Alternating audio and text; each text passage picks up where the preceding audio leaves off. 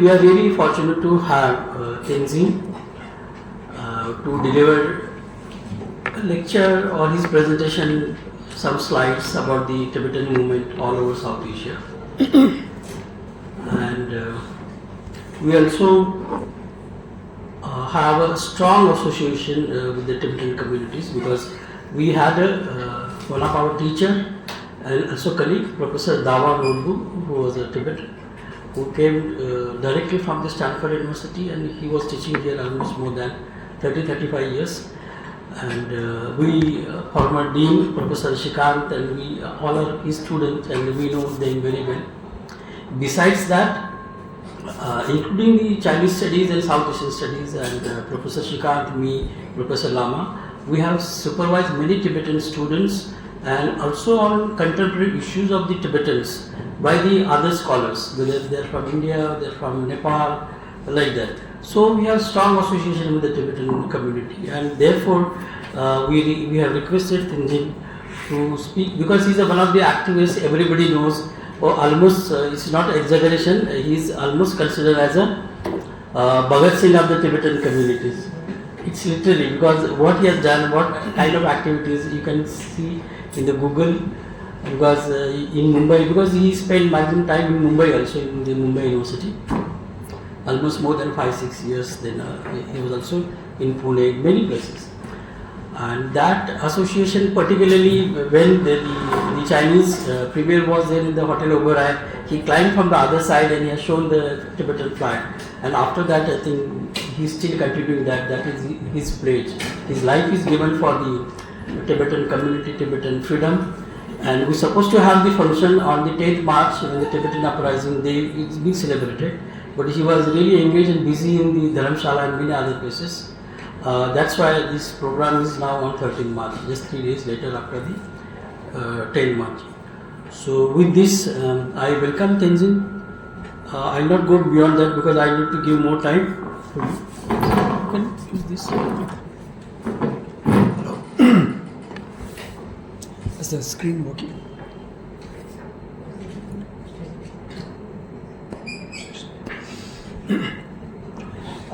Namaste, Tashbilek. So just as introduced, my name is Tenzin Tsundue. I'm actually coming from Dharamshala directly. Last night I took a bus. It usually takes about 11 hours to catch up.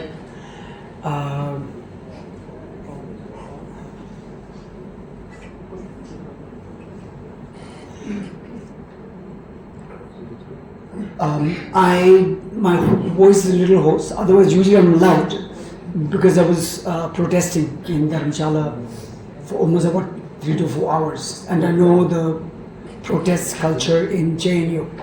I've come here many times. Professor Shrikant Kondepaliji is my teacher.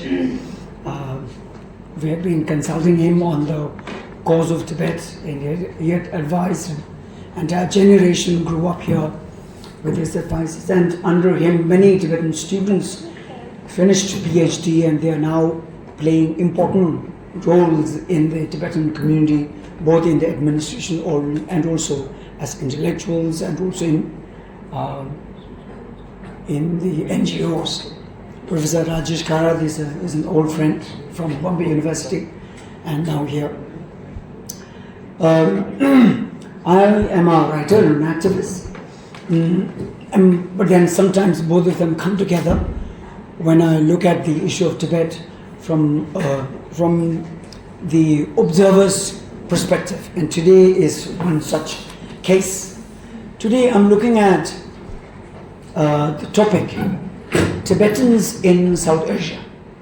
And this is a large scope when we talk about the overall landscape, particulars about different other countries, and presence of Tibetans both in population, also links in the history and ongoing cultural and political relationships in South Asia. And before I go to mapping Tibetans in South Asia, I would like to do a quick slide presentation on Tibet itself. At the moment, while traveling within India, I am using a paper called RC, registration certificate. This is a basic identity card issued by the government of India to Tibetans living in India since 1959, when we first came to India along with His Holiness the Dalai Lama. And since that is the basic identity card before passport and passport being issued to Tibetans, or even the start of the Aadhaar, which is a recent trend. But most Indian officials do not have any idea about RCs. So therefore it's always a struggle for me to identify myself at the bus station, at the railway station, at the airport, just to say that I am a Tibetan born in India here. So with that kind of a complicated identification, you will see how complicated it is for rest of the Tibetans who are living in otherwise different other parts of the country. So when we talk about Tibet, we are talking about a country which is, if it had been independent today, should be the 11th biggest country in the world. And this is a Google Earth map superimposed on that, the traditional map of Tibet. And you will see therefore China to the east, India to the south, and originally India and China's overall territorial size shouldn't be much different. But because China has today invaded and occupied Tibet, East Turkestan, Southern Mongolia, Manchuria, and various other places, China today is 9.6 million square kilometers of land, which is 3 times the size of India. Tibet is the highest and biggest, geographically, a plateau in the world. Stands at the altitude of 4,000 meters above sea level on an average. And that's when we try to understand from India, from New Delhi, जहाँ गलवान घाटी ख़त्म होता है उसके बाद तिब्बत शुरू होता है. तो गलवान घाटी तक हमारे सोल्जर अगर वहाँ जाते हैं तो पहले उनको एक्लेमेटाइज करने के लिए महीना 2 महीना भर रेस्ट करना होता है. And Chinese also do the same thing when they come to Galwan Ghati to fight. And actually it is the Tibetans they try to push. So on both sides they push Tibetans to be at heights to fight. So this is a very unique piece of land which had always been the sources of civilizations in Asia. The rivers from Tibet sustained the civilization of China, River Yangtze and Yellow River, River Indus that started on which the Harappan and Mohenjo-daro, River Ganga, Yamuna, Brahmaputra, River Salween, Mekong, which sustained life in most of Southeast Asia. All these rivers come from Tibetan plateau. So you see, this is one of the oldest plates, geographical plates, from where civilization sustained from that old plateau, which is a plate, and then the Himalayas started. So we look at that. So much of Tibet is mostly, snow-covered. It experiences almost 7 to 8 months of winter, experiencing minus 20, 30 degrees Celsius, much part of the world. So therefore, Tibet is always called land of snow, or what we call Kangjong, region of snow. Mount Kailash, which is also considered the center of the earth, worshipped by the Jains, Hindus, and Buddhists. And usually in India, when I go about, people look at me and say Ching Chong Ping Pong or Jackie Chan brother, Chinese. I say, अरे यार मैं तो कैलाश पर्वत से आ रहा हूँ, आपके भगवान वहाँ रहते हैं, तो अगर आप हमको चिंग चोंग चाइनीज बोला तो यू आर रिस्किंग कि शिव जी चाइनीज बन जाएगा. तो अगर आपको शिव जी हिंदू ही रहना है तो उसको टिबेट बोलना ही पड़ेगा. और अभी क्या हो गया कि शिव जी वहाँ रहते हैं, दलाई लामा यहाँ रह रहे हैं. सो ऐसा हमारा रिश्ता है. सो इट्स एन अटूट बंधन between Tibet and India.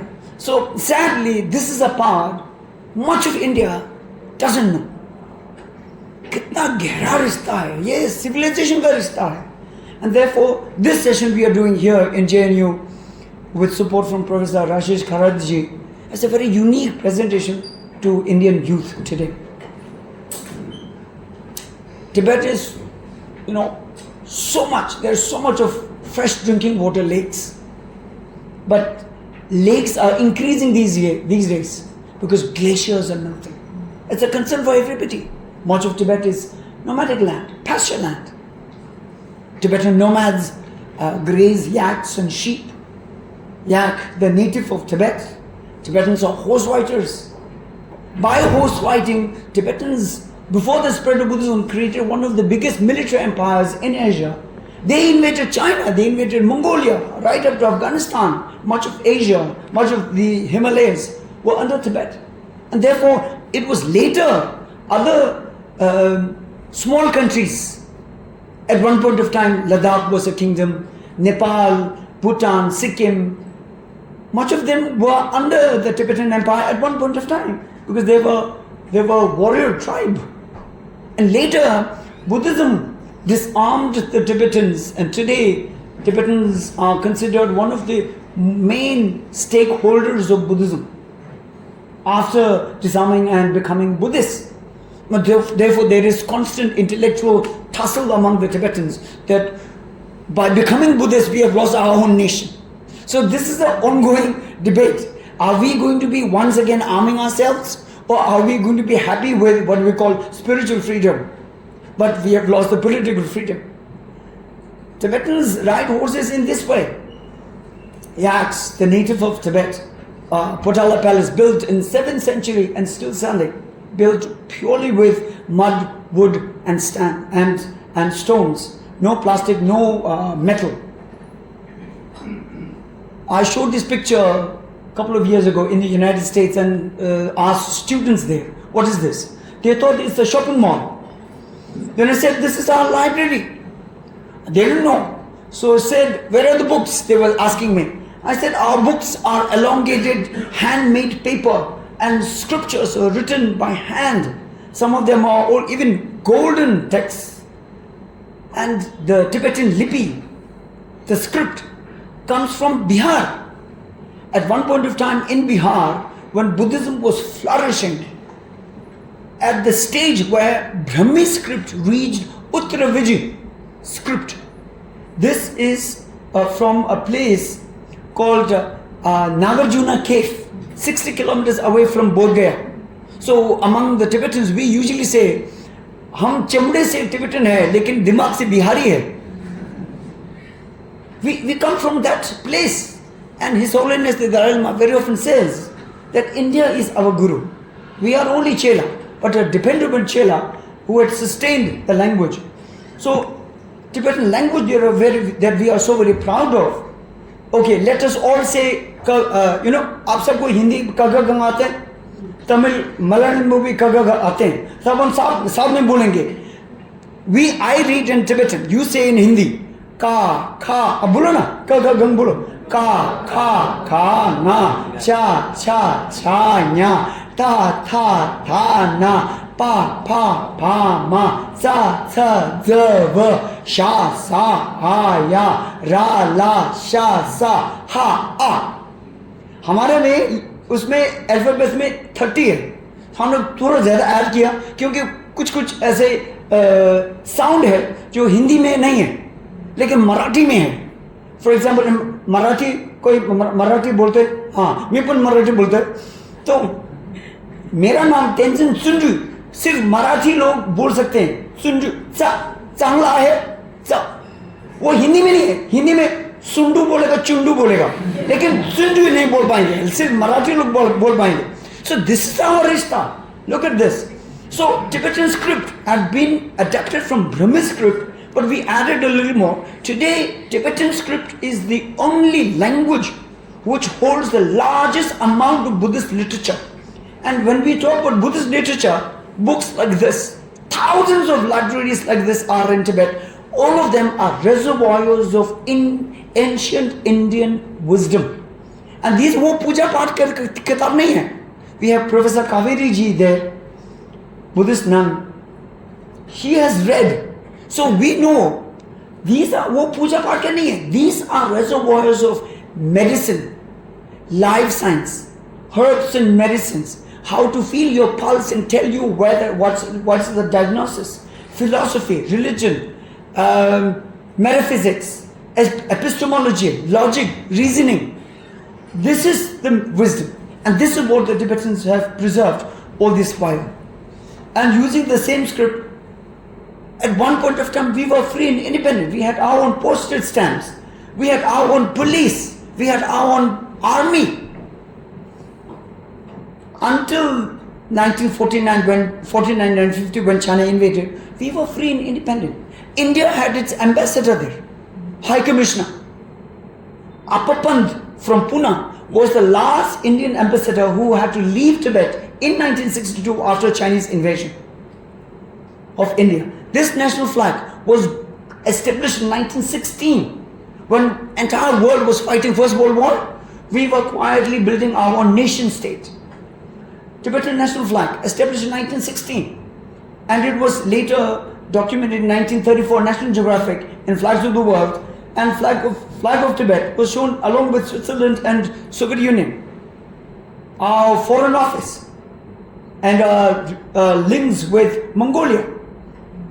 Today our claim on Arunachal Pradesh, I am confidently saying, if a Chinese and an Indian come together and if they have to debate on whose claim is better on Arunachal Pradesh, almost about 90% I'm sure most Indians will lose, because they do not know the background behind India's claim over Arunachal Pradesh. It was first signed in 1914. It was a bilateral treaty between independent Tibet and British India.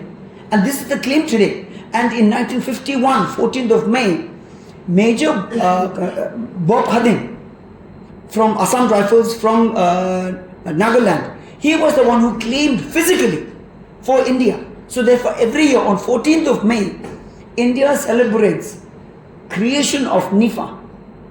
Every year on 14th of May, while we were busy with Valentine's Day, Arunachal Pradesh celebrates creation of NIFA.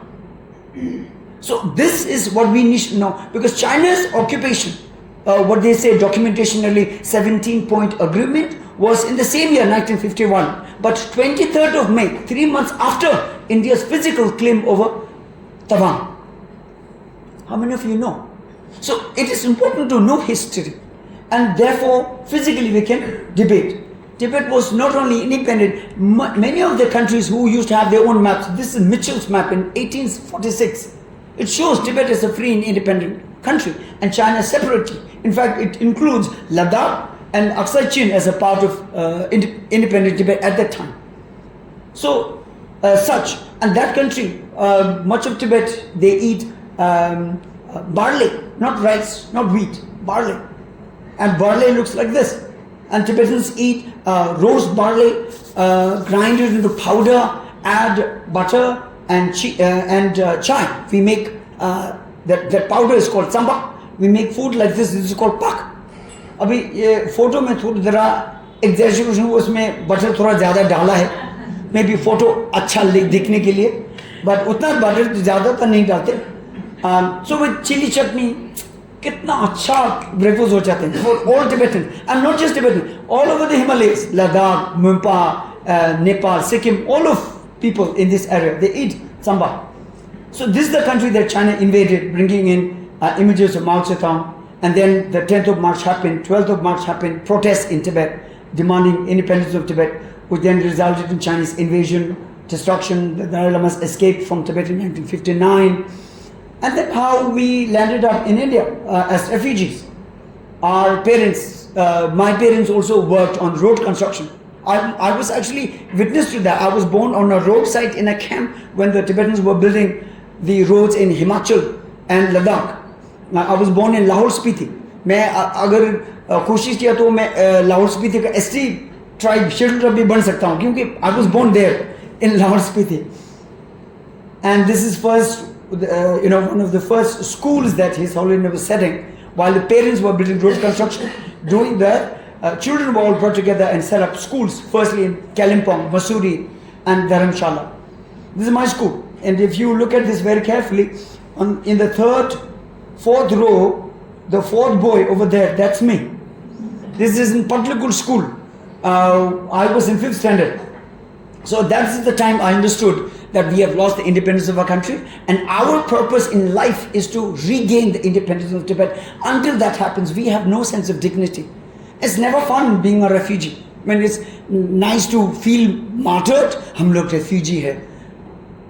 But it's every day a reminder that your country is under someone else's control, and you have to work every day to liberate that. And then protests happen in Tibet, and China brutally slammed and killed hundreds, thousands of Tibetans.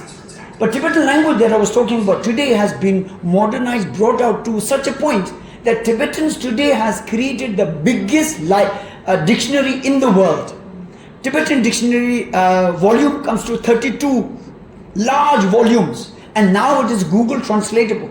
If you ever want to say I love you to a Tibetan boy or a girl, you can do that from Hindi, English to Tibetan. You can do that Google translation. So Mulam, this monk over here, he was the one who started working on computers in 1996, buying the first computer. So today 400 people work with him in digitizing Tibetan language and translating Tibetan Buddhist texts into English and Hindi and various other. Today by Google translation, anything can be translatable. But same country is under Chinese occupation. Every day Chinese security, they do these parades like that. They are trying to,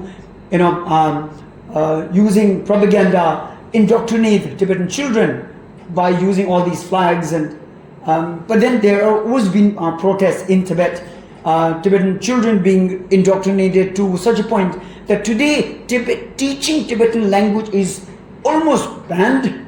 When I say almost, it is considered minority language. Just yesterday, the Congress meeting that is happening in China, they adopted the resolution to say that any minority language being taught in China, and China's other occupied countries, what they call the minorities, must be taught in Chinese language.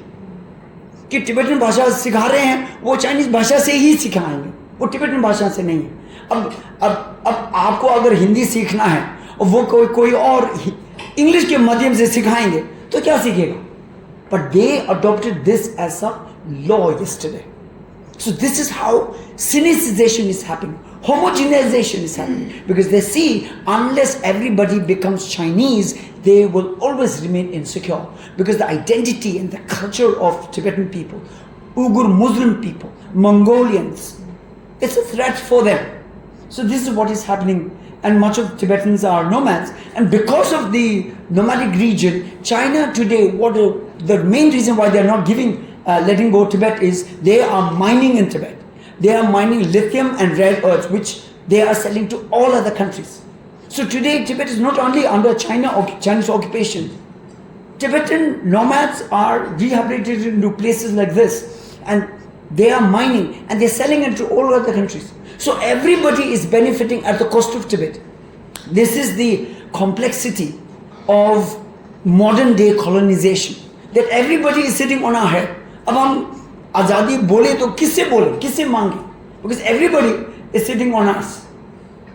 So the source of rivers in much of South Asia are from Tibet, and this is the real situation there. China and the occupied countries, 9.6 million square kilometers of land. If you actually see, only the red part is real China. How many people know this? 2 years ago, General Naravane, he tweeted this image, and many Indian intellectuals got to know the real situation. So it's almost like the former Soviet Union. Soviet Union ने कितने देशों के ऊपर कब्जा किया, and it became the biggest country. After the fall of Soviet Union in 1991, 17 independent countries tumbled out of this. Until then, many people didn't know. This is the reality today. So now I'm coming to South Asia. So generally, when we look at Tibet, we are looking at Tibet with 3 provinces.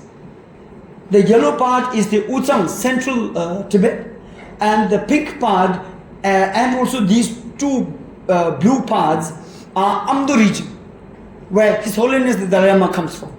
And the green and the brown part put together is Kham region, where my father comes from, who are considered the warrior tribe, like Punjabi warrior tribe in India. Tibetans are considered, Kham region are the warrior tribes. But why they are different in these different parts is China today calls only the yellow part Tibet Autonomous Region, TAR. Because this was the attempt by the Britishers. So Britishers were the one who divided India. Britishers were the one who divided, created a problem in Israel, Palestine, Inner Mongolia, Outer Mongolia, in so many places. British rule was always to divide and rule. They placate both parts, but they maintain the control. They try to do with the same on Tibet. So today, if you look at on Google or anywhere, when you see Tibet map, you will mostly see only this yellow part. It's wrong. It includes all this part together. It's 2.5 million square kilometer of land. Now, I will look at firstly in India. Tibetans in India, it's little complicated. Only in 1959, when the refugees started to come to India, then we have a new trend. Otherwise, there had always been people of Tibetan origin all over the Himalayas. For example, Ladakh. Almost about 80% of Ladakhis are Tibetan origin people. The real native of Ladakhi are the Dardi and Aryan and all the Mon people. But then we have a mix-up of history also. Tibetan invasion of Ladakh and creating Ladakhi empire by the Ladakhi king Jigme Singh Namge. So of course, Tibetan origin are all over the Himalayas. But today when we say Tibetan, we are talking only about the Tibetan refugees who came to India after 1959 and who are still considered foreigners living in India. And the Tibetans are in 43 different refugee camps in India. The largest ones are in Karnataka, Mungud in Dharwad, Hubli, near Hubli, Dharwad district, and Bailukupe, one of the biggest ones in Mysore district, Hunsur also in Mysore district, and Kollegal in Chamarajanagar district. And Kollegal is where I come from. My parents are in Karnataka. And I remember when I was growing up, because our camp was right outside Satyamangalam jungle, which is the thickest jungle and it's a tiger reserve. So very often there used to be elephants coming into our camp. So there's always a tussle between Tibetans and the elephants. Sometimes we throw rocks and pataka, हम उसको भगाओ, वो गुस्सा हो गया तो हम भाग जाते हैं, फिर उल्टा वार आते हैं. So it's a romance of how we. So my memory, from my childhood memory, is not about Tibet. My childhood memory is all about Onne Suppu, Kade Suppu, Anne, Neer, water in Kannada. So my memory is all about South India. So like that. So how the larger number of Tibetans settled in Karnataka was because when Pandit Nehruji invited all his chief ministers together and said we have an issue here. There are a large number of Tibetan refugees coming from Tibet. We need to rehabilitate them. Who would like to accept refugees? So some places they accept. Then at that time Chief Minister Nijay Langappa, he said, whosoever wants to take, if there is any remaining, I'm willing to take any number. So therefore Karnataka received largest number of Tibetan refugees.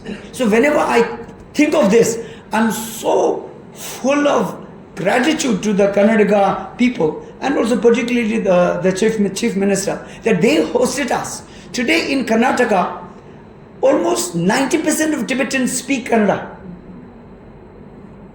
And almost about 30 to 40% of Karnataka's living in that area, they speak Tibetan. And we have such bonding that हम उनकी शादी में जाते हैं, वो लोग हमारे शादी में आते हैं. They work in the Tibetan farmlands, and both the communities flourished.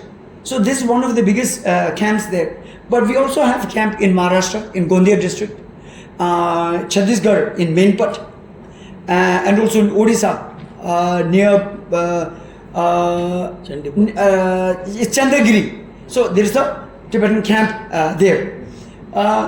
So this, and then much of the Tibetans continue to remain in the Himalayas, from Ladakh, Himachal, Uttarakhand, Nepal, Sikkim, Bhutan, Arunachal Pradesh. Other states didn't have refugee camps as such, but then Mount Abu made Tibetan students went there to study. Pachmari in Rajasthan had Tibetan students. Shantiniketan accepted 100 Tibetan children to study. Kalashetra in Tamil Nadu accepted 100 Tibetan students. Today I'm working on a book which will tell the stories of all these pockets of refugees and individual stories, how they survived, what they did.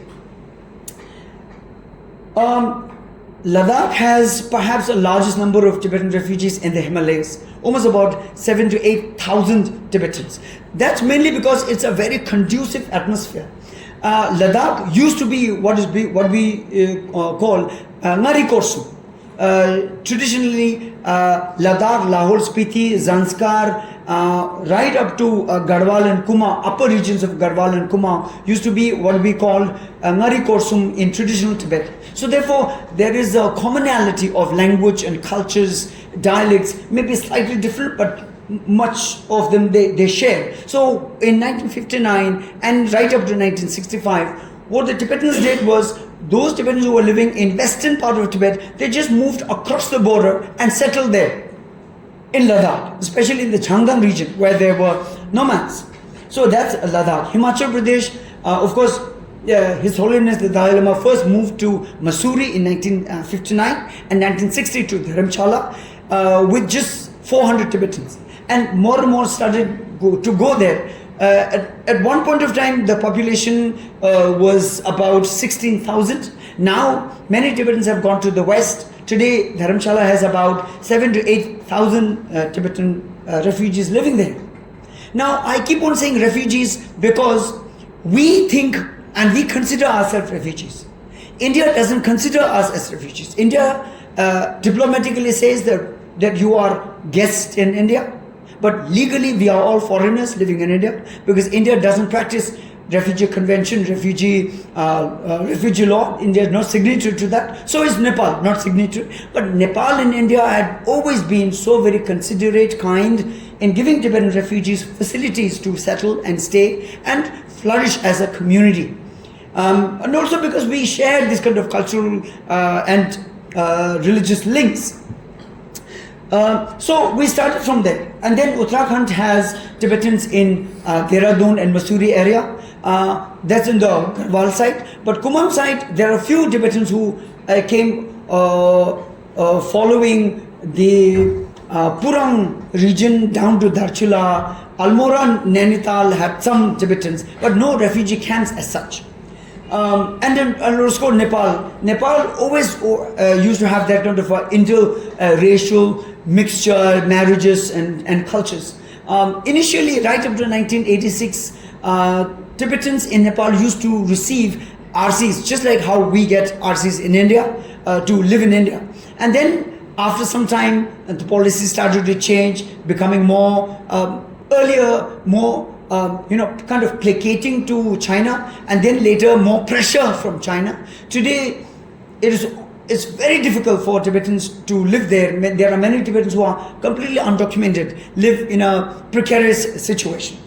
Sikkim used to be an independent state, kind of protectorate under the British, and later joined India. I may be wrong in using the word joined here. There may be some contestation. But of course, Sikkim is one of the states in India, and Sikkim always shared a very, in terms of culture, religion, many ways with Tibet, and then Bhutan and Arunachal Pradesh. So let us now talk a little bit about Tibetans in Nepal.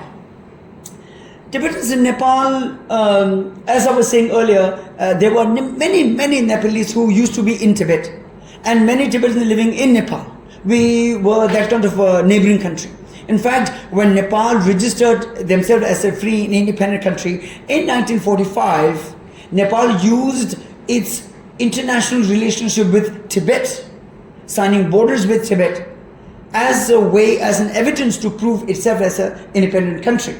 That was in 1945. But Tibet, being an isolationist and also dogmatic, refused to join the United Nations in that really opportune moment.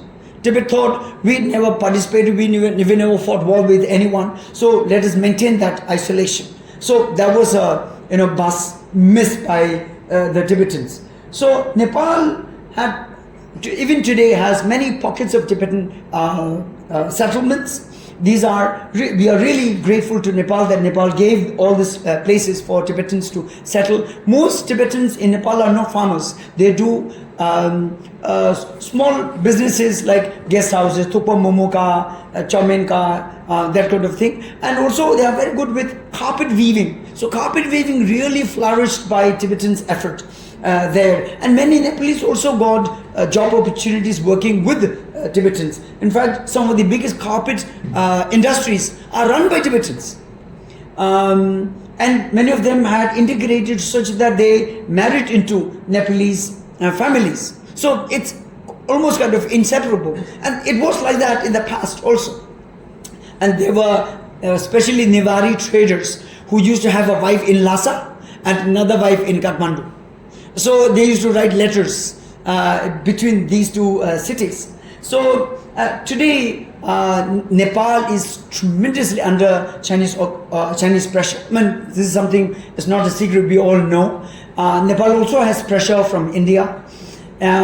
So Tibet is a losing out case there.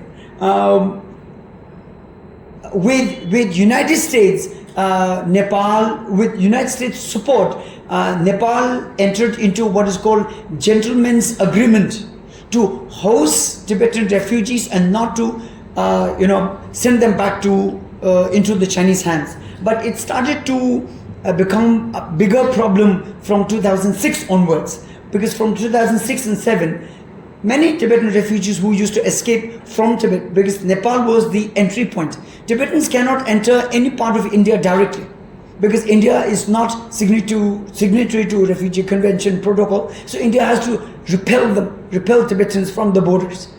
But Nepal, because of the gentleman's agreement, Nepal was receiving Tibetans. So the standard procedure was that any Tibetans coming into Nepal, Tibetans used to say that they are there in Nepal seeking asylum. So they used to be referred to UNCHR, which functions so well in Nepal, but not so much in India. So UNCHR then prescribes support for them to go to India. And then the Indian ambassador there issues a short-term stay for 6 months to go to India to receive blessings from His Holiness. This is what the Tibetans would say, that we have come here to go to India to receive blessings from His Holiness, and also find opportunity to study. So most Tibetans who were escaping after around between 1990s were mostly young people. They were young as young as 5 years old and maybe 20s. Elder ones who escaped were much earlier, before that. And from 1990s onwards, mostly it's the young people. So in Dharamchala, at one point of time, much of the population were Tibetans who escaped from Tibet as youngsters and entered India. So it was mainly Nepal which facilitated that, and therefore I was saying we are really grateful to Nepal that Nepal facilitated that. Even today, although there are no real documents for them, Nepal is not throwing them out. Nepal is still hosting them, and Tibetans are allowed to at least enter into occupational exercises. Now we talk about Bhutan. Bhutan, just like Nepal and Sikkim, Bhutan has a very traditional relationship with Tibet. In fact, many of the aristocrats were people related to Tibet. And all these, Sikkim and Nepal, Sikkim and Bhutan particularly, much of their leaders or who are related to the kings, King of Sikkim, King of Bhutan, they were somehow married into either Tibetan aristocrats or either that side or this side, brides or grooms, and which is always considered a privilege. So many of the aristocrats in Sikkim and Bhutan, they speak Tibetan. So therefore and even in Tawang, I noticed that some of the DCs, SPs, they come from aristocratic family. All of them speak pure Tibetan, just like us. So we see traditionally they were, and because it's just a link there. and there was border, but then it was more a cultural relations. So we are looking at Bhutan. So Bhutan was one of the important places when Tibetan refugees escaped Tibet, came to Bhutan, and then they went following His Holiness from Bhutan to the east to Tawang, the escape route to Tawang, and then to Bundila, down to Tejpur, and then to different parts of India. My parents also escaped to Bhutan and followed the Dalai Lama's escape route. Many Tibetans continued to stay in Bhutan. And then in 1983, there was a big controversy. Many Bhutanese suspected that one of the king's, shall we say, girlfriend, or had an affair with a beautiful Tibetan woman. And they had a child between them. And because the child was the elder one, compared to the legitimate wife, they felt that it was a strategic move by Tibetans to usurp power from the king, that this son may be taking over the power in future. So this was a major case that happened in Bhutan, and that resulted in a major backlash that many Tibetans had to run away, and some of the Tibetans were even beaten, tortured by the Bhutanese. And therefore in Dehradun, if you go, there is a Tibetan camp called Dikiling. Most of the Tibetans were the ones who escaped from there and came to Dikiling and settled down there. These are the Tibetans who were traditionally from south central part of Tibet. They are very good with carpet weaving and weaving jhola and pangdeng, what we call the apron. Very good, highest quality. So Dikiling used to be a place where you get best quality of pangdeng, which also used to go to Tibet. So that kind of craftsmanship. Today, it used to be almost about 10,000 Tibetans. Today, hardly 2,000 Tibetans living in Bhutan today. And last year, Bhutan decided that all Tibetans living in Bhutan, they must accept Bhutanese citizenship, which would then completely assimilate into Bhutanese community. And Tibetans living there, they didn't want to go out. They continued to stay, maintaining their own unique identity. But then at one point of time, Bhutan also had Nepalese refugees, along with Tibetans. Even today, I think the document is saying almost about 36,000 refugees are living in Bhutan. But many Nepalese escaped, went to Nepal. So Tibetan community today is about 2,000. Both in Nepal and Bhutan, when Tibetan election happens, for example, in the beginning of February, we had the parliamentary and presidential elections. It was the prelims. The finals are happening this year in the month of April. When these elections happen, then there is a lot of cat and mouse games. Nepal and Bhutan, because of Chinese pressure, they do not want the Tibetans to engage in election processes. So earlier, what the Tibetans do is, the election date is, supposing if it is 20th of February, Tibetans would quietly do this a few days earlier. But then Nepalese, through their intelligence, they would know. They may not be able to confiscate, but then they would disallow the results to go to Dharamshala. And similar things happen in Bhutan. So it was a cat and mouse game. Tibetans did a guerrilla election.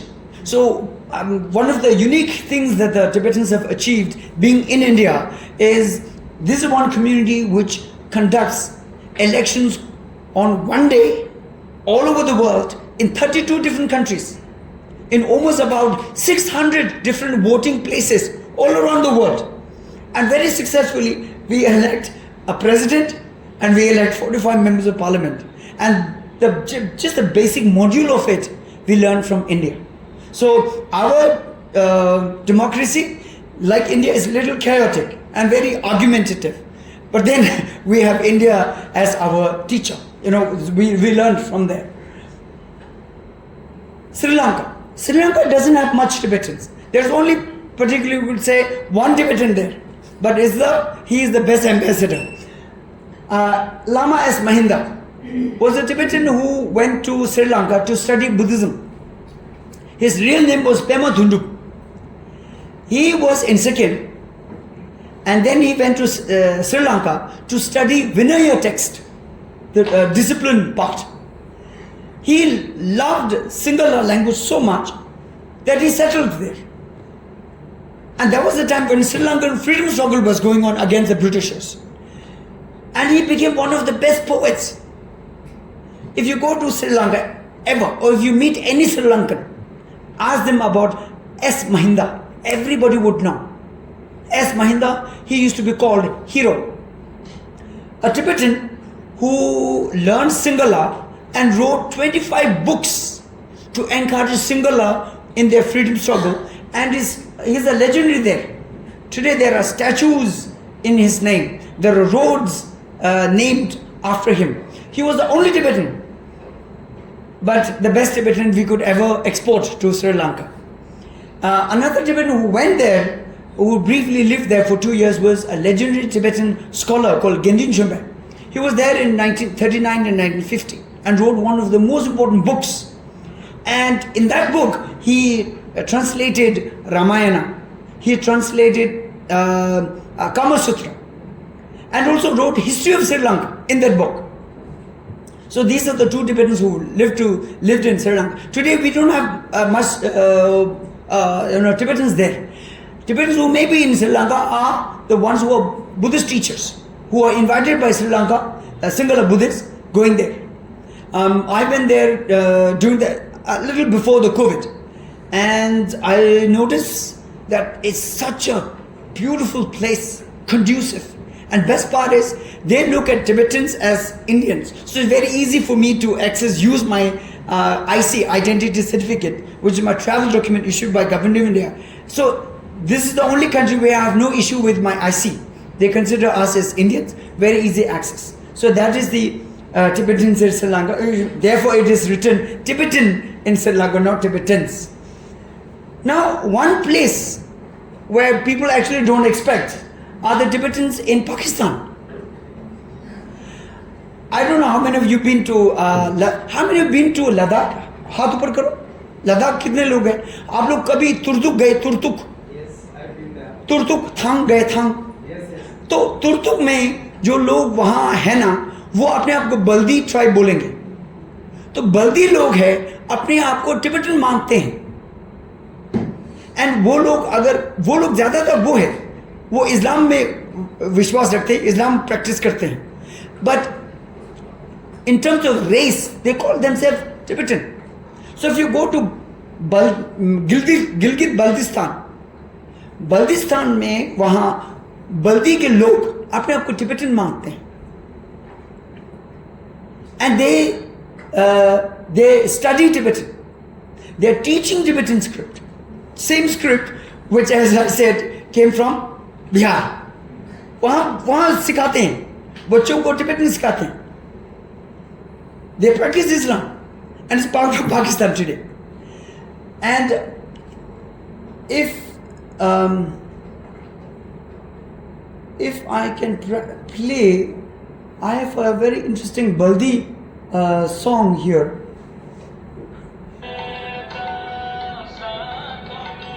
So if you read this,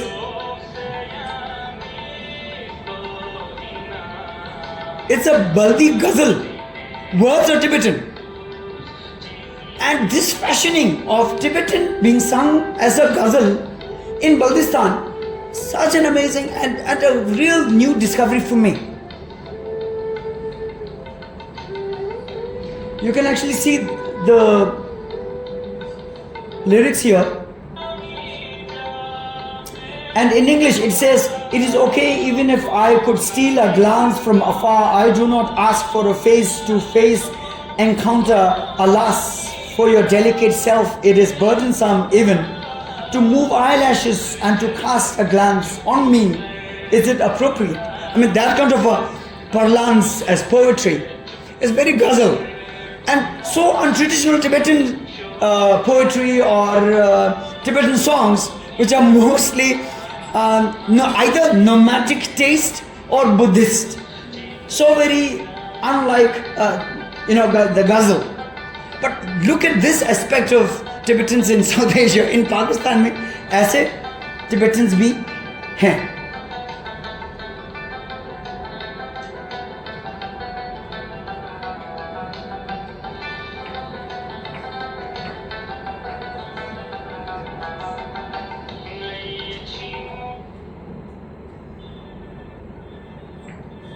अच्छा वो background में रखते हैं. So now we talk about Tibetans in Burma.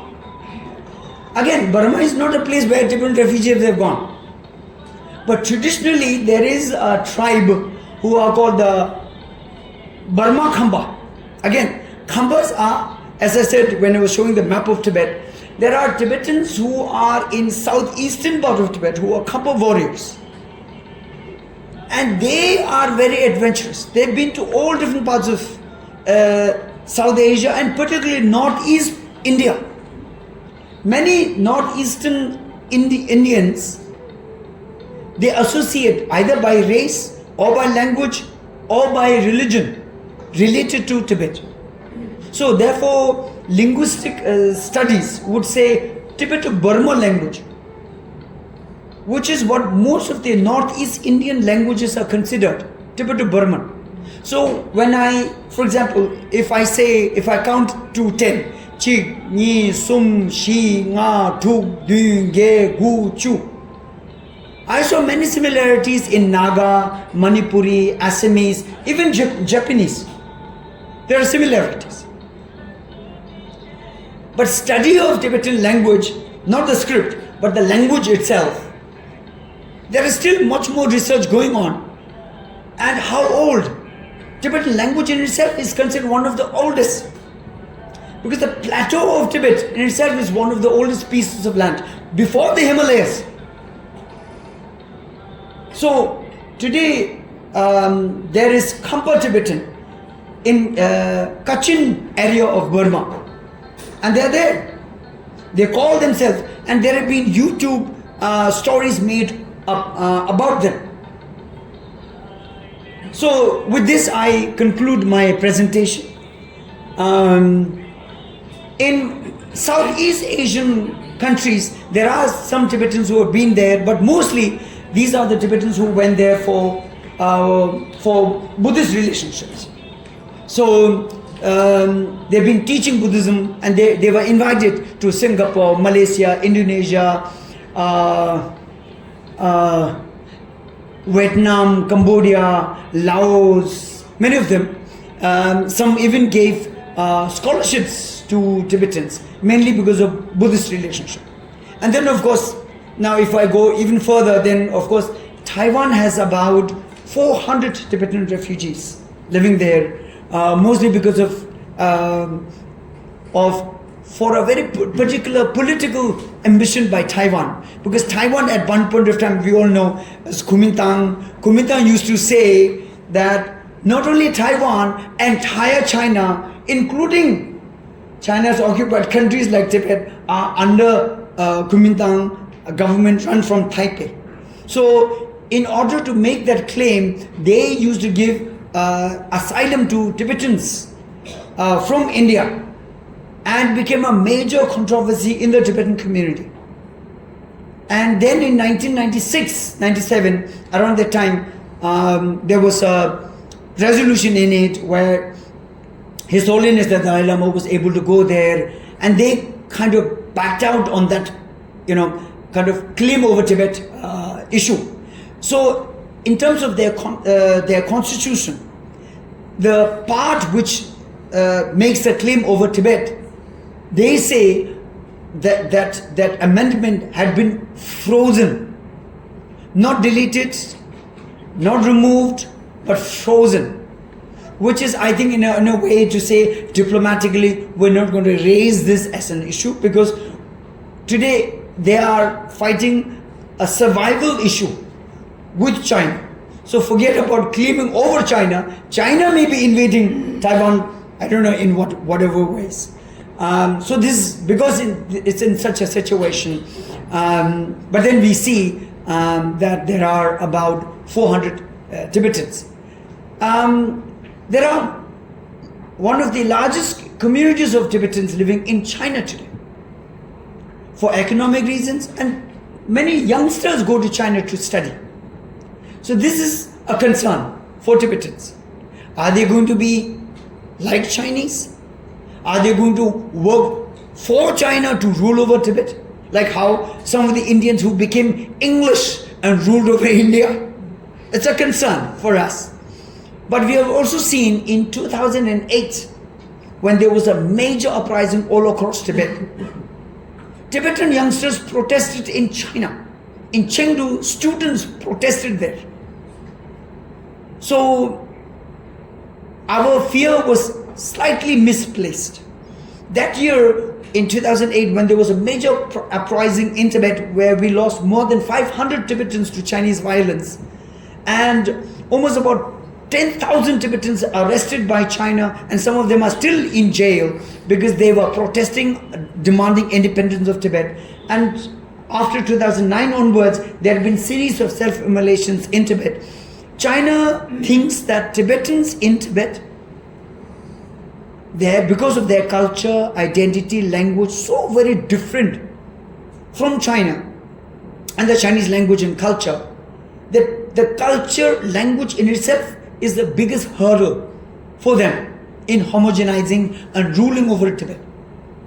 So therefore, this legislation that had come about yesterday by the People's Congress to allow teaching Tibetan through Chinese language should be a biggest concern. This is the systemic way of homogenizing, but in a way to erase Tibetan culture. So this is my presentation. Now, of course, we can open for discussion if there are any questions, comments. Thank you. Thank you. Thank